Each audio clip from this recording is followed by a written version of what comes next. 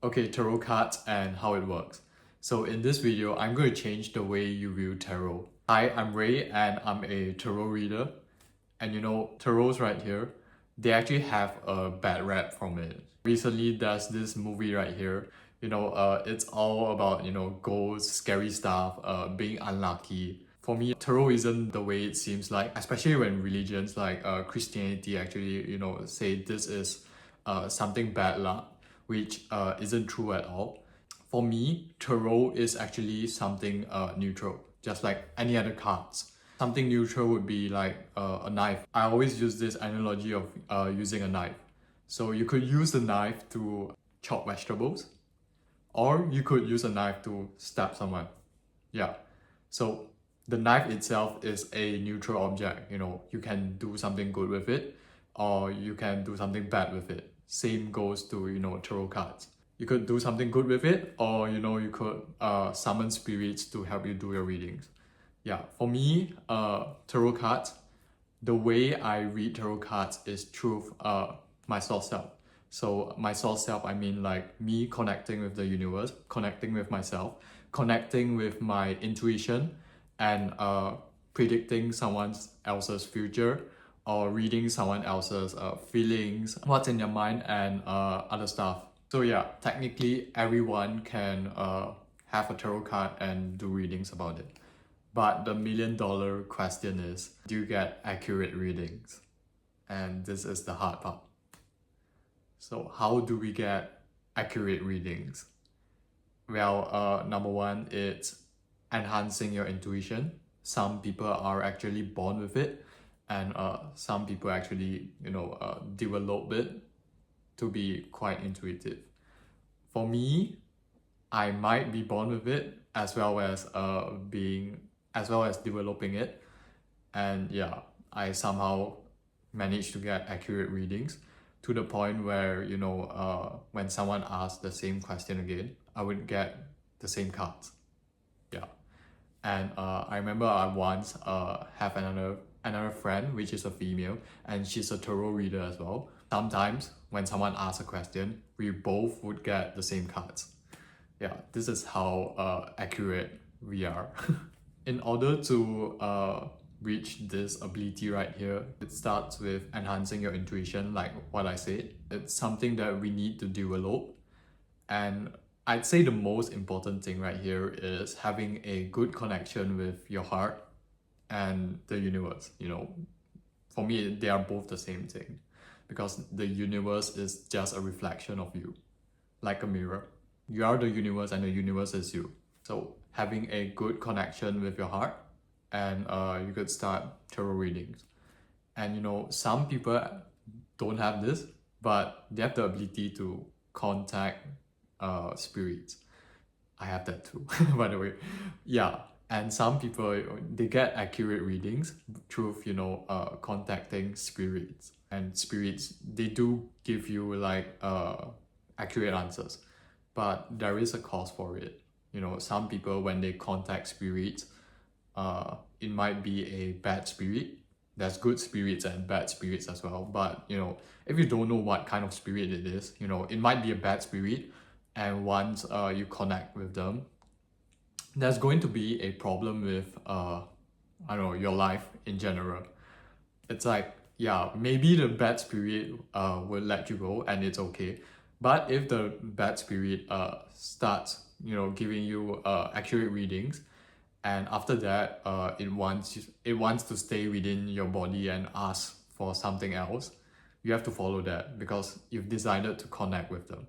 So that is why I avoid all the time connecting with a bad spirit. I only connect with myself. So yeah, if you're connecting with a bad spirit through tarot readings, then yeah, it's a bad thing, and it would end up like the movie that I mentioned just now. Yeah, and that is why most people, when they think of tarot readings, they would think of connecting with bad spirits to get answers to predict someone else's future or to read someone else's mind. Alright, back to enhancing your accuracy. So in order to have a strong connection with your intuition and the universe, to get accurate results for your tarot readings, The easiest thing you could do is to actually clean up your vessel, have a clean vessel. So by this, I mean, I practice mainly a vegetarian diet. I think most of the time I'm actually vegan. Yeah, but sometimes I still eat like eggs and such. So mainly vegetarian diet, avoid all meat and alcohol as well. I avoid all alcohol as well. So these are the two main stuff that would affect your readings because it would clog up your vessel. I know you might say like, hey, why some tarot readers actually eat meat and drink alcohol and they still get accurate readings? Well, they might not be consistent with it, you know. They might sometimes have accurate readings, sometimes no, and or maybe they lack in-depth readings. And some of them, maybe they are born with it. They're born with this talent as well. But if you're not born with this talent, you could actually develop it through cleaning up your vessel. For me, I know that I'm born with it. I'm born with good intuition, and at the same time, I want to be super accurate, super precise, and therefore I practice quitting alcohol and a mainly vegetarian diet. I always give this analogy of like, hey, if you're a smart kid, you're born with being smart with high IQ, you could always ace the test. But if this smart kid actually studies really hard, he might get full marks for his exams instead of just acing them. It's the case for this analogy right here. I'm the smart kid, and I want to get full marks for my exams, and therefore studying. I start practicing a mainly vegetarian diet and quitting alcohol to get that full precise accuracy. All right, so how tarot works for me, it's a bit different from the rest. Maybe it's the same, but you've seen people doing like Celtic cross or whatever, like combinations. For me, it's just really simple. I look at the cards, like say this is King of Wands, and I feel the card. What does the energy behind King of Wands actually pull up? He's unique, he's confident, he understands himself, and he understands that he's a unique person, and therefore these are his characteristics. So basically, it's like looking into pictures and telling a story to my clients. And some people, when they do tarot readings, some people would actually let their clients pick cards for them. For me, it's actually like shuffling like this till something pops up. Oops, yeah, till something pops out, till a card pops out. And for me, this is the main card that I got for your reading. This is how I do tarot readings for people. It's pretty simple. Just look into the cards and tell the story behind it, what you feel behind it. Maybe you could look up.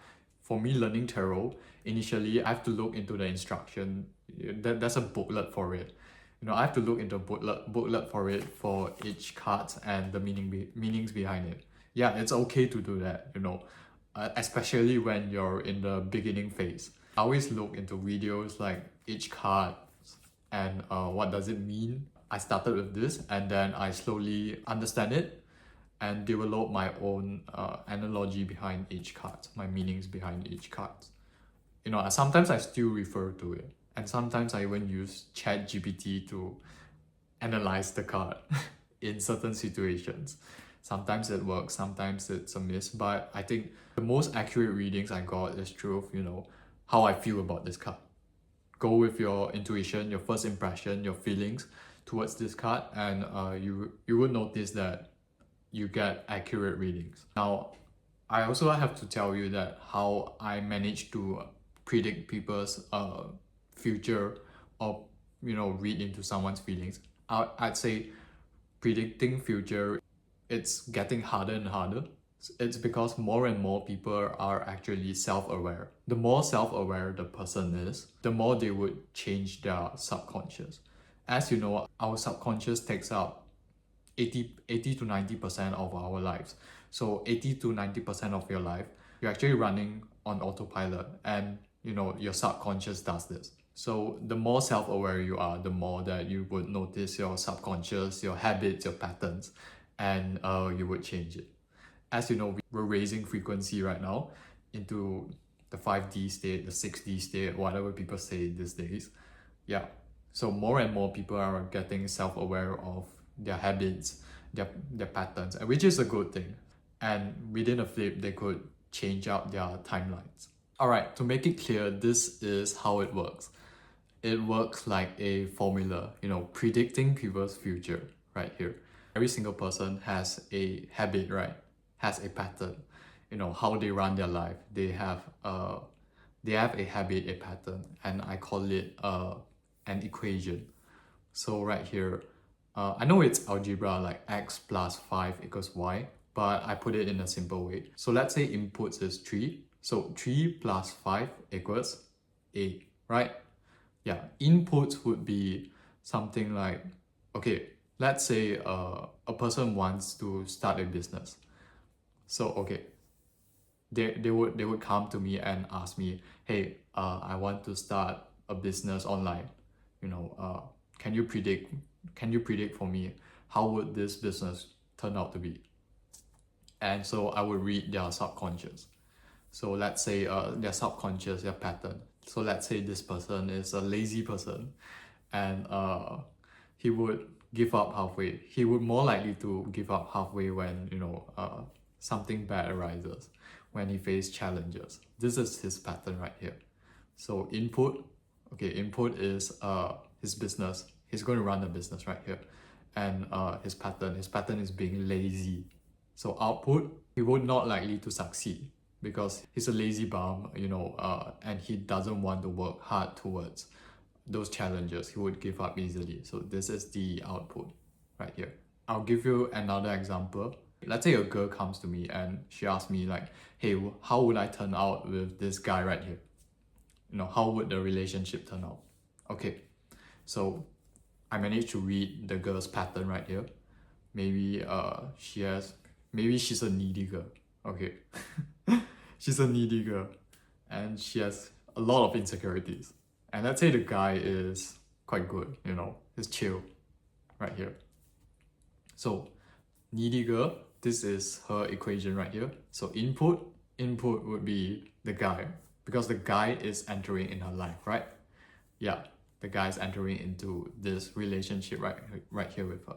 So this guy, when he's entering into her life, what's the output? What's the likely timeline it would be? The likely timeline would be, they would end up arguing with each other because the guy is too chill, and the female right here is quite insecure, and she might be too clingy with this guy right here, and the guy might repel from her, because she's maybe too clingy. The guy might want space and not meeting her often. And yeah, the relationship would end up something like this. So this is the likelihood of the timeline playing out. As you know, what I've said earlier about awareness, if someone is aware of their subconscious habits, if let's say this girl right here is aware of her being really insecure, really needy, and she decides to practice self-love and change for the better, change her habits slowly, day by day. Day by day, this equation might change. Her patterns, her habits might change, right? Because you're self-aware of it. You know that something bad is within you, and you decide to change it. So this equation right here would change. Her patterns would change. So it might be, plus 5. Instead of plus 5, it might be like plus 10, plus 11. When the same input comes in, plus 11, it would get a bigger number, right? So let's say 3 plus 11, it will get 14.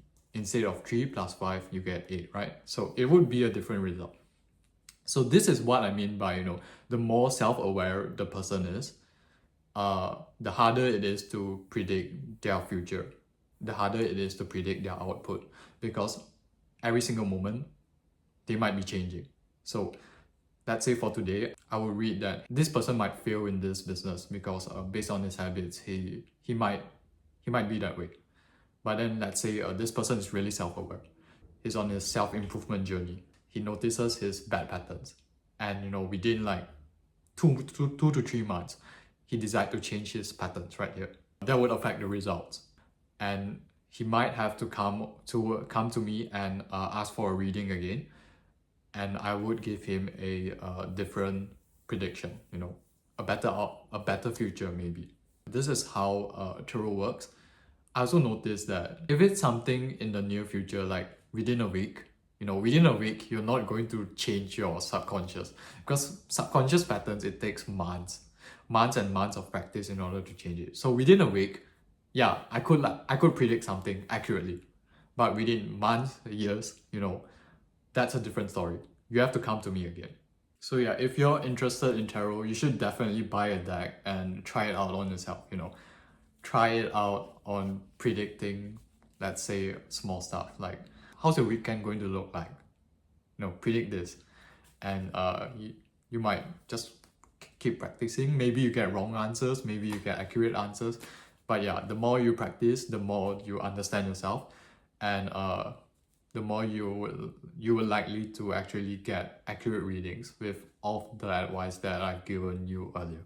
And so if you're thinking like, okay, all of this is hard work, you know, I have to create meat, you know, I have to practice this, practice that, you know, I have to be self-aware, and all of this is too hard for you right now, or, you know, I want answers immediately right now, it would take way too long for me to change up all of my habits and such. Yeah, you could book a reading from me right here, right down below. The link is right down below. And yeah, I could help you read your future, read someone else's mind if you want to. So this is what I generally help people do. I hope you find this video helpful in knowing how tarot works, and, you know, what is it about, and it's not that scary as you think. You know, it's just cards, just like playing cards or anything else. So don't forget to like this video and subscribe my channel. If you have any questions, you know, write down in the comments and I would probably reply you or create a video about it.